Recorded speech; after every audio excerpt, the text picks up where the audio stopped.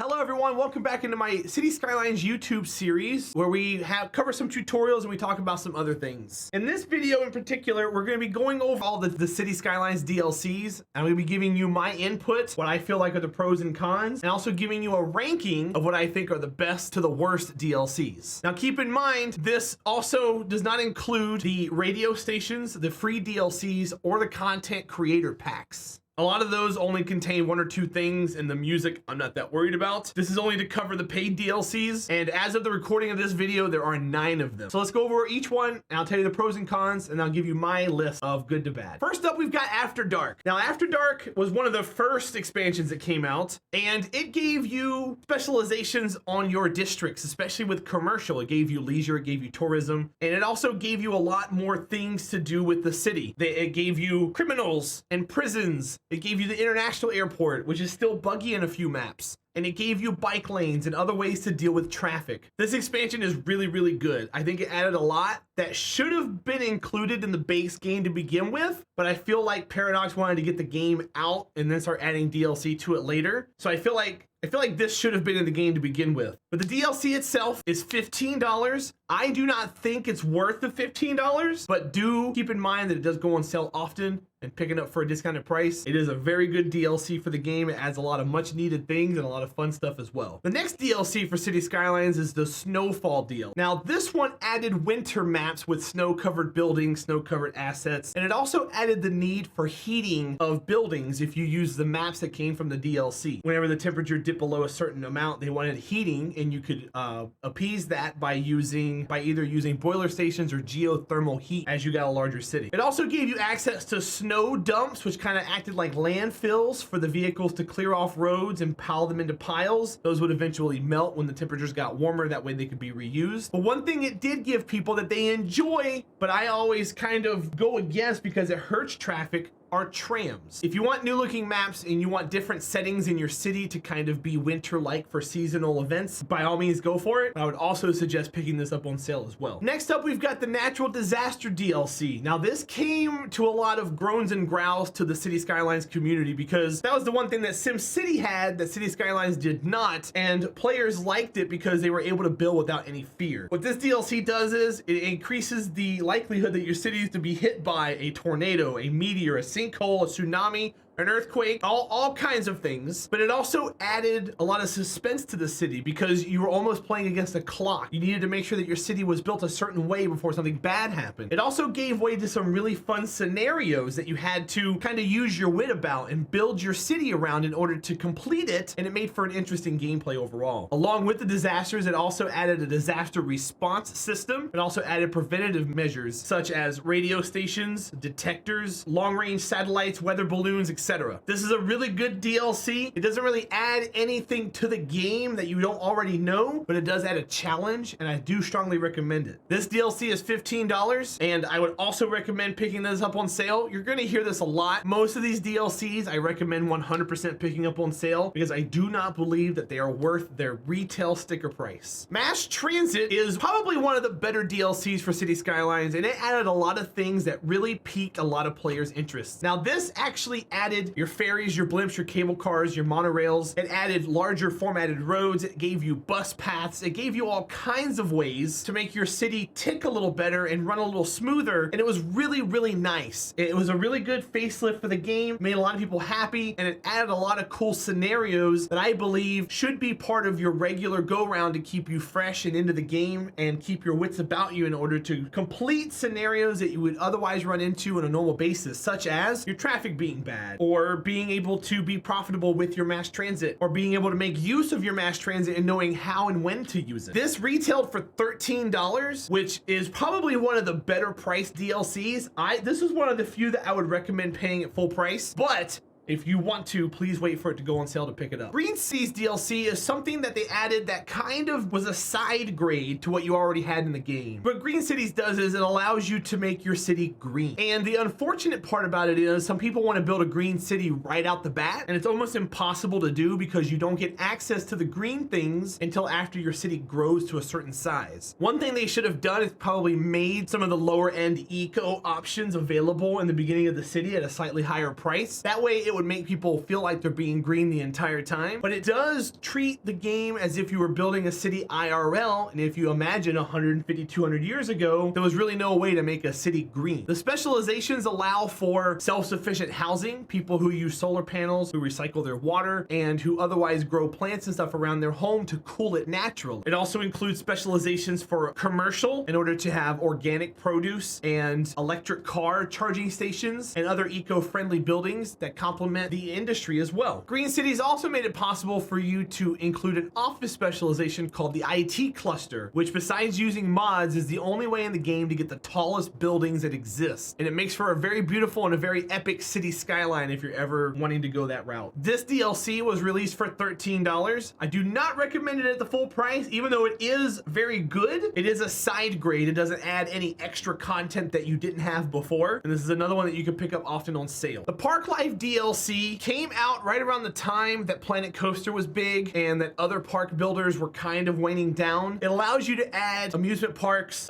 city parks, and other zoos and everything else to your city. It still follows the same kind of criteria that cities has with their buildings and their requirements and their pathing. There are some very awkward flaws that exist with this DLC. There are also some game-breaking exploits that you can do as well that I don't think should be in the game.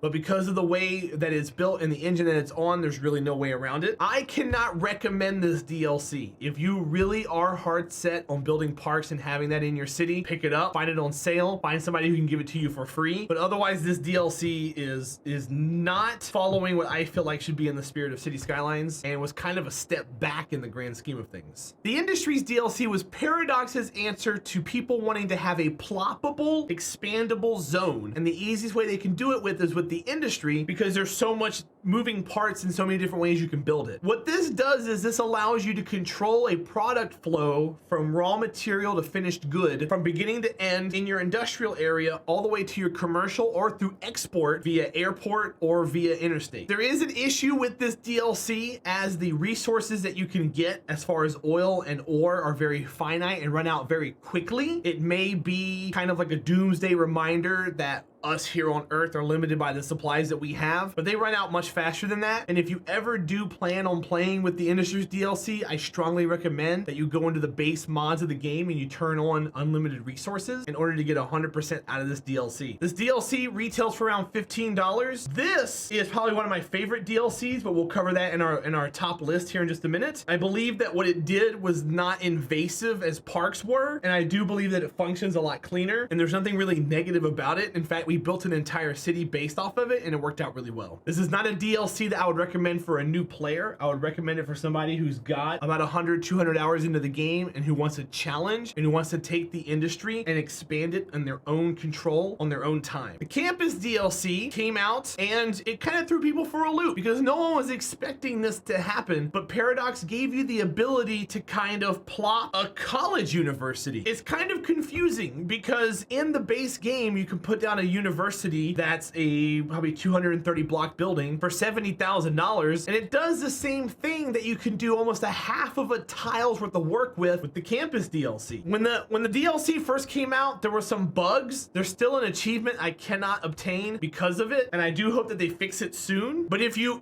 want to spend your time detailing a college university and putting in walking paths and trees and all of the buildings and everything, then this is a DLC for you. It retails for $13. I don't think it's worth more than $1. And if you can find it on sale, go for it. I think this is another step in the wrong direction because at the core of City Skylines, it is a city building game, not a building detailing game. And I feel like this was to tickle the fancies of the City Skylines detailers who are the vocal minority and not for the majority of the player base who actually want more meaningful content in the game. Sunset Harbor is the most recent DLC that came out this year, and this is the last DLC that we're covering in the video. If there's any new DLC beyond that point, I can't update this, but be sure to look out on the channel for some future update videos concerning the new DLCs and the edited tier list after everything's said and done. Sunset Harbor came out, and it filled in a lot of holes that people were wanting from all of a bunch of other DLCs, and it felt like that this is like the scraps left over on the table after you eat dinner. There's a little bit from everything that it should have done. A lot of people say say that this should have been what should have been added on to the Industries DLC. That like this is Industries DLC Part 2. They add a new bus system. They redid the metro system to make it above ground and underground. They added some more stops, some more custom hybrid stops like buses and metro and train and metro, and they combined airport, train, buses and metro into one stop. They added finally inland water facilities. That way you don't have to rely on an ocean outlet or a river outlet for your wastewater to go. They added in industrial fishing, which I think is done very well with the mechanic of the flow of your water and the depth of the water dictate what fish you're going to be catching. And I do like how they added more maps, but they did not add any more scenarios. This DLC is incredibly lacking at $15, and if you can find this on sale, pick it up. It seemed to have been a hot title, but I think it was only hot because of the COVID pandemic and people were trying to find something to do with their time, and this just happened to hit at the right time and fill that slot very nicely. So with all that being said, I want to go over the list of all these DLCs and give you what I feel like is the best to the worst. So here we go. In 9th and last place, I choose the Campus DLC. The Campus DLC is literally $13 for a building. All you're doing is buying a college. You can put a college down in your city right now in the base game for $75,000, and you can take care of exactly what this game wants you to do for half of a tile. I do not feel like it points the game in the right direction. I do believe it's a step back. It brings people back to the plopping days, and if you're playing on console, it makes it very cumbersome to use. It makes it very difficult to place the buildings and actually get value out of them until a long time. And the value you get from it is very fleeting because once the people become educated, the building stops being used. So then you have that almost half of a tile in your city completely defunct and useless after only a couple hours of gameplay. I do not believe it should have been its own DLC. It should have been added with something like a content creator pack, maybe at a higher price. But I think $13 is both a shame and a scam,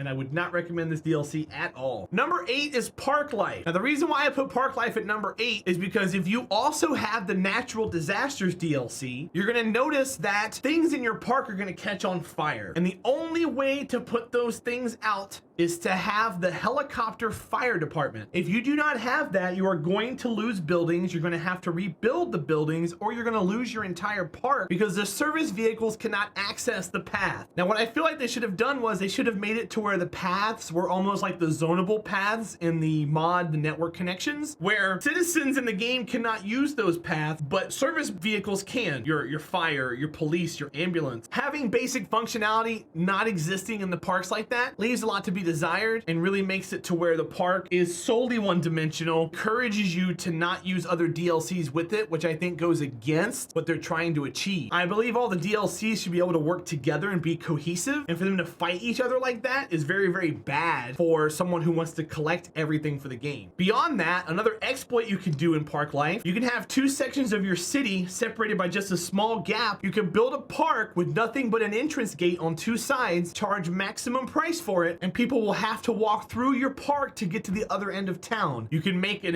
insane amount of money off of that. It's an abuse of in-game mechanics, and there are people that actually use that to make money in the game because they don't know how to play the game to begin with. It's hard to patch that out because in order to patch that out, you have to change some of the actual mechanics that exist in Park Life, and that would completely change the DLC for the worse, not for the better. Number 7 is Sunset Harbor. That was the most recent one to come out. It does have a lot of things that help out with the game. I do not agree with the price tag on it, and I do also believe that it's kind of like a table scraps DLC. They had some parts and pieces from some DLCs that never got finished, that were left on someone's desk, that maybe got lost in a file folder somewhere, and they put it all together in a DLC and pushed it out. And I don't feel like it has any kind of cohesiveness. It doesn't make any sense with the title Sunset Harbor, and I do believe it may be the last DLC that City Skylines has to come out because it didn't make any sense on release, and they didn't announce it until like a week before it came out. I do believe that if you want inland water and you want some of the garbage that they have that comes with it, that you're gonna have to pick it up, but I do not recommend picking it up full price. Please find it on sale because most of these DLCs are just not worth their weight. Number 6, I'm gonna have to go with Snowfall. The reason why I put Snowfall so far down is because if you have the DLC and you've played it for a while, you begin to see that all the buildings kind of start running together. The snow map leaves a lot to be desired. It all looks black and white towards the end. Everything starts starts to be grayscale. It's hard to tell what's what anymore, where the buildings are, how they're working, and it just becomes an eyesore. It's really fun concept for the first hour to 2 hours that you're playing it, but after you've been in the same city for 30 hours, you're just sick of looking at it and you want to move on. The fact that the heating part of the game is so finicky and that people will complain even from the slightest misstep of temperature means that you're constantly having to hassle with not only making your water pipes count, but also making them heated water pipes, which adds a lot to your upkeep, adds a lot to your planning. And it also wastes a lot of space with your snow dumps and all of your heaters. I will say that the maps are very beautiful, but also just like Sunset Harbor, it didn't add any scenarios, so it's not really making all the marks for me for being a good DLC. Number five for me is going to be Green Cities. Now this was tough because Green Cities is one of my better DLCs, but of the ones that are better than this, it's the worst of them. And the reason why I said that, I touched on it earlier, Green Cities is a side grade from what you already have in your content. You've already got your residential, you've already got your commercial, you've already got your offices, but this gives you a side grade. It's a reskinning. It doesn't really affect the game much. It doesn't affect your city very much. It just makes your buildings look different. And I believe for a $15 DLC, I believe for a $13 DLC that's not worth it. That's almost like buying a skin in World of Warcraft or Destiny for $13. You wouldn't want to do that, would you? I do believe this DLC should have been about $5. If you can pick it up for that price, definitely get it. But it does rank higher than the rest of them, which says a lot about the quality of DLCs for this game. Number 4 is going to be Natural Disasters. I put Natural Disasters at number 4 because I know a lot of other people aren't going to enjoy it. I thoroughly enjoy the DLC, but I do understand why people also don't like it. If you spend 30 hours building a city and an earthquake comes through and rips half of it apart, you're gonna have a bad time. And trust me, I've had that happen to me before, but it adds to the challenge of the game. Now, do I think a city building game should be challenging to where it destroys your hard work? No, but I do think that having that option is very, very nice. It does add some maps, it does add some very fun scenarios, and it does add a lot of buildings that allow you to take care of your citizens in the event of a disaster. I think $15 is high. I believe this should have been around a $10 DLC since they added a bunch of new actual things to the game. If you can find it on sale, pick it up. It is a good DLC and I strongly recommend it. Number 3 is After Dark. After Dark is number 3 only because it didn't add any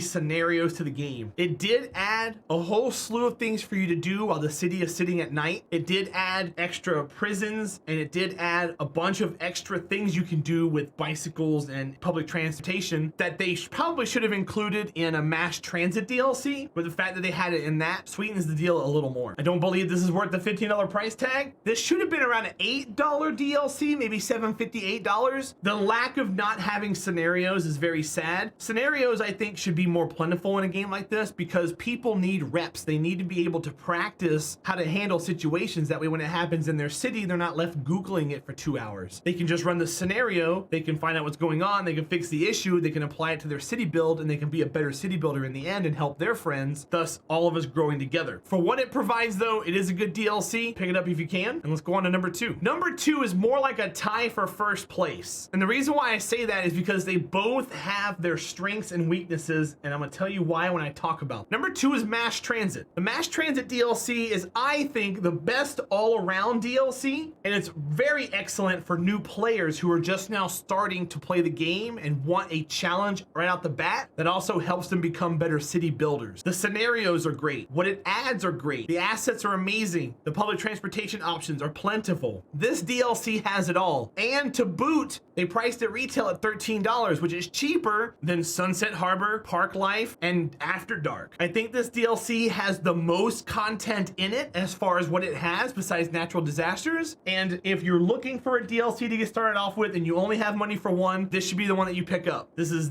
probably the only one I guarantee I would recommend at full price. And if you can find it on sale, it's the first one you should pick up.